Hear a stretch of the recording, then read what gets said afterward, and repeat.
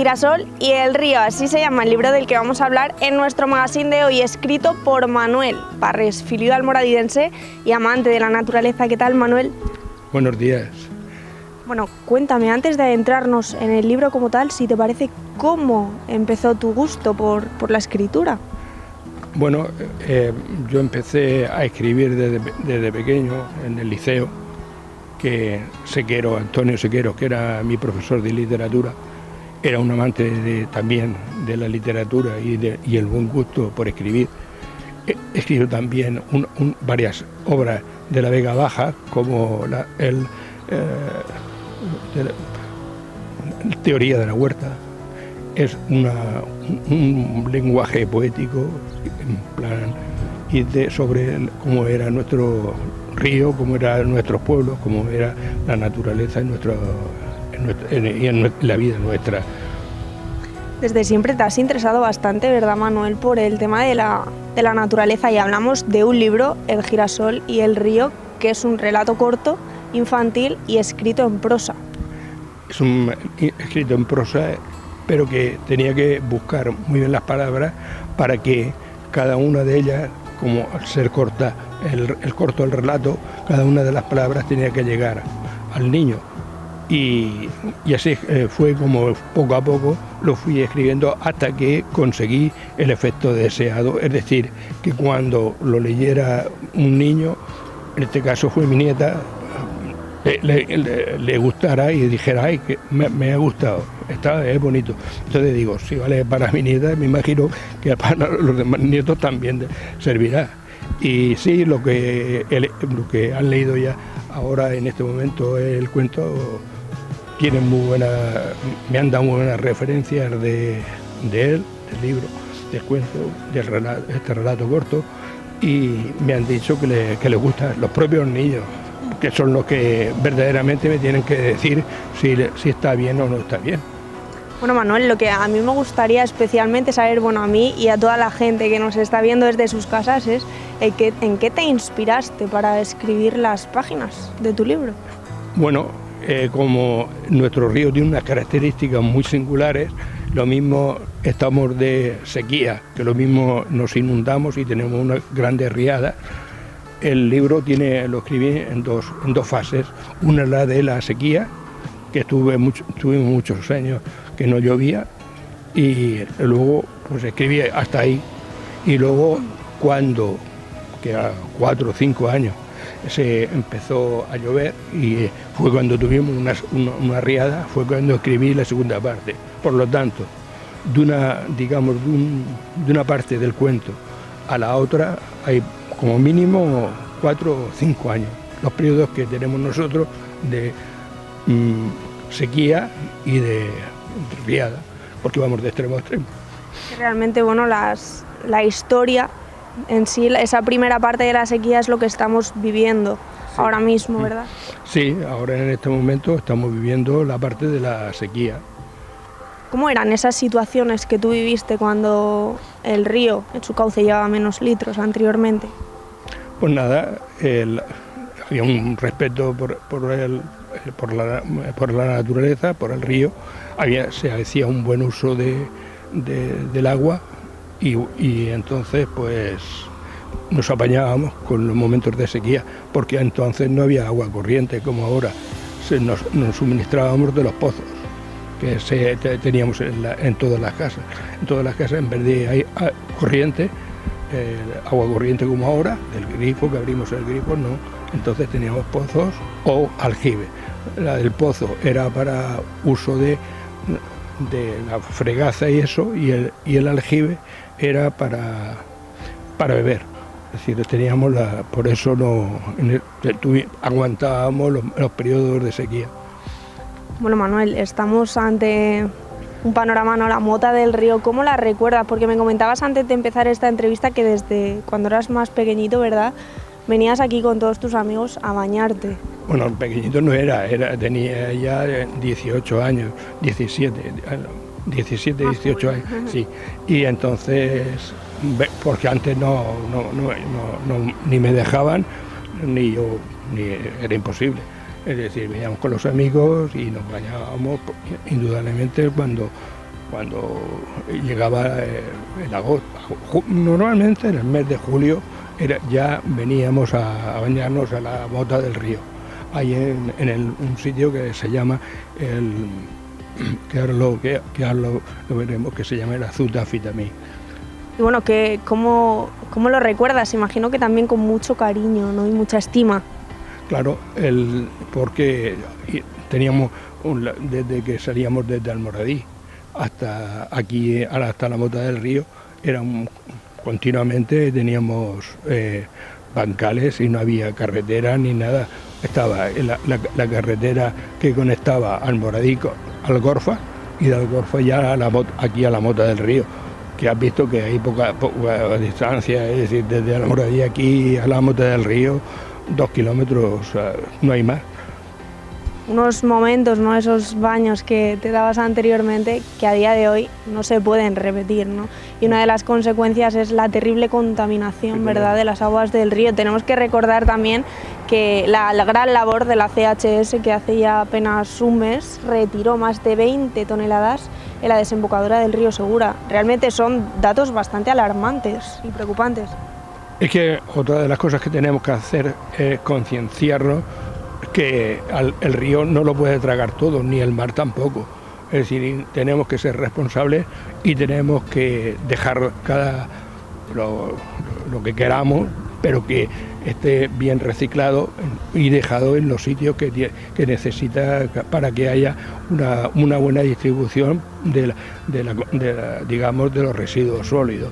Es decir, que indudablemente la Confederación tiene su parte que lo ha hecho bien con quitar las cosas que estaban. Entonces también tenemos que tener en cuenta que somos nosotros los que tenemos que llevar cuidado si queremos que no llegue, porque el asunto no está ya que llegue al río, que también, sino que llegue al mar, que esos plásticos y es donde llega es al mar. Por lo tanto, tenemos que pensar antes de tirar una bolsa o antes de tirar cualquier recipiente de plástico, lo que tenemos que hacer es pensar que si lo podemos echar a un contenedor de reciclaje, vamos a echarlo y por lo menos contribuiremos a un río que esté en condiciones, y por supuesto también el mar. Bueno, ser conscientes además que ya no solo es que quede en el río, ¿no?, sino que también es una forma negativa, ¿no?, que nos daña, por así decir, a nuestro día a día, ¿no?, en el tema de los alimentos, al consumo humano. Claro, porque toda el agua que está contaminada, al ser regada, al regar los productos nuestros, como son ahora actualmente están las patatas, o las alcachofas, indudablemente que el agua contaminada la está tomando tanto la alcachofa como las patatas. Por lo tanto, indudablemente que también tenemos que pensar que el agua tenemos que respetarla y hacer que esté en condiciones para regar.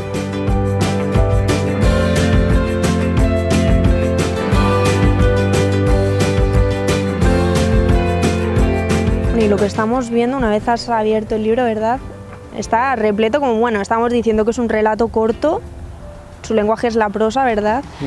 Y está lleno de ilustraciones. Sí. Por María Penalba, ¿verdad? Sí. Si no me equivoco.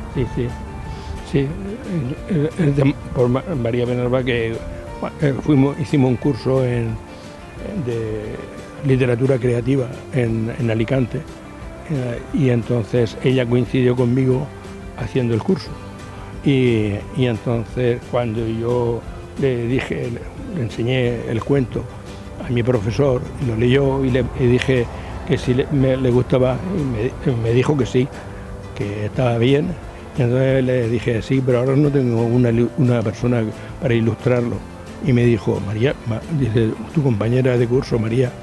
Entonces le di, como no tenía su número de teléfono, me dijo, vale, dame su número de teléfono, y la llamé y dije, María, ¿te acuerdas de mí? Y claro, sí, habíamos estado, claro. Éramos compañeros de clase, ¿verdad? Bueno, sí. ¿Qué asemejan, Manuel, estas ilustraciones, estos dibujos que estamos viendo mientras estás pasando las páginas? María Penalba Leal es una chica de ahí de Catral y indudablemente que es una enamorada también de la Vega Baja y una enamorada también del río.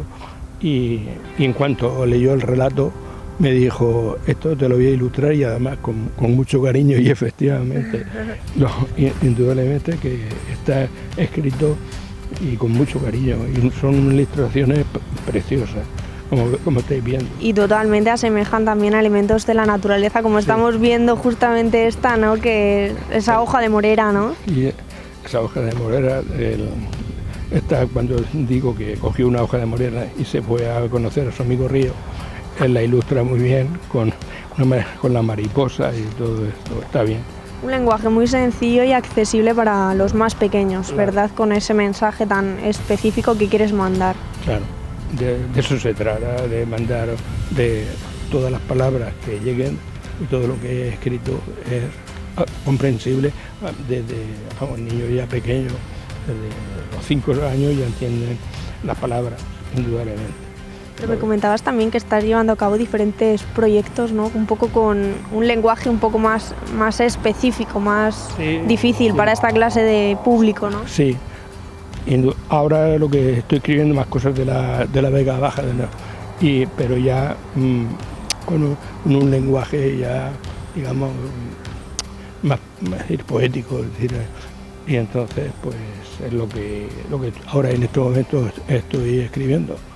¿Qué significa, Manuel, la Vega Baja para ti?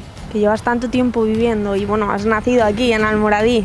Pues la Vega Baja, ten en cuenta que yo nací en Almoradí y mis abuelos, un abuelo de heredades, mi abuelo materno, y mi abuelo paterno es de aquí del Puente Don Pedro, una pedanía. Y indudablemente que yo desde pequeño por una parte y por la otra he estado viendo el río. Por la parte de aquí bueno, la parte de heredades, que había un recodo y también había, o sea, nos podíamos bañar, que ahí vivía mi abuelo Teodoro, y aquí mi otro abuelo vivía aquí en el Puente Don Pedro, que a pasar la acequia mayor, que ahora pasaremos por que aunque está ahora está indudablemente tapada, pero estaba todas las acequias y estaban todos al aire libre, y cuando venía la tanda te bañaba seguro, porque el agua que venía era buena. Y hablando de ese agua, antes me hacía referencia a que hace años, cuando el río venía bien, sin apenas contaminación, ¿verdad?, el agua era potable. Bebíais agua del grifo, sí. No recurríais al agua mineral, como en muchos puntos de España. No, el agua era que era para uso de la fregaza y todo eso, era del pozo. Y la otra la guardábamos el agua de la lluvia la guardábamos en aljibes. ¿Entiendes? Y las tancas, indudablemente, porque ahora está al aire libre el agua que bebemos, pero de pantano, pero están al aire libre. Aquí lo que se hacía era el aljibe, pero el aljibe, el agua tenía que ser, indudablemente, era de la lluvia, no del río.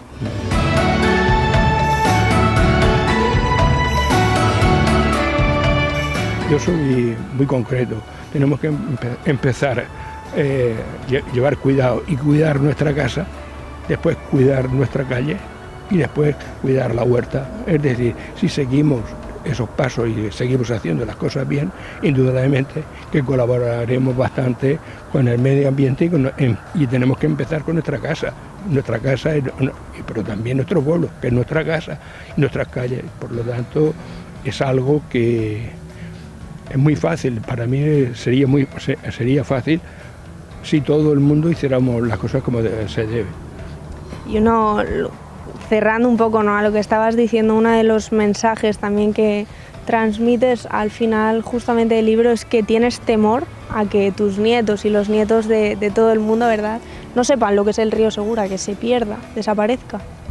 Claro, sí, por otra parte, sí, hemos gastado y seguimos gastando mucho dinero para viajes interplanetarios y para que total no van a servir de nada porque no hay vida en otros planetas, porque ese dinero que se ha estado usando no lo hemos usado antes para nuestros ríos, no solamente el río Segura, que es que más se nota, pero nuestros ríos que estén en condiciones para que haya y tengamos un planeta limpio.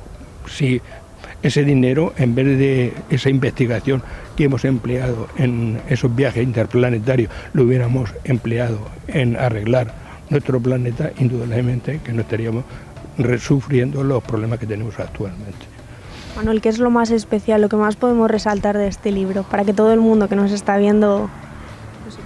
Es ese momento de amistad, que cuando dos personas se aman sin ningún tipo de cortapisas ni nada, las cosas funcionan. Pues esto es el girasol y el río, son dos seres que se aman sin saber por qué, y entonces son verdaderos amigos, pero sin esperar nada a cambio. Pues Manuel Parres Filiu, si te parece, cerramos la entrevista con esta bonita metáfora que nos has contado, y muchísimas gracias por tus palabras. Gracias a vosotros, porque así haré llegar a mis nietos y a todos los nietos del mundo que un mundo mejor también es posible. Gracias.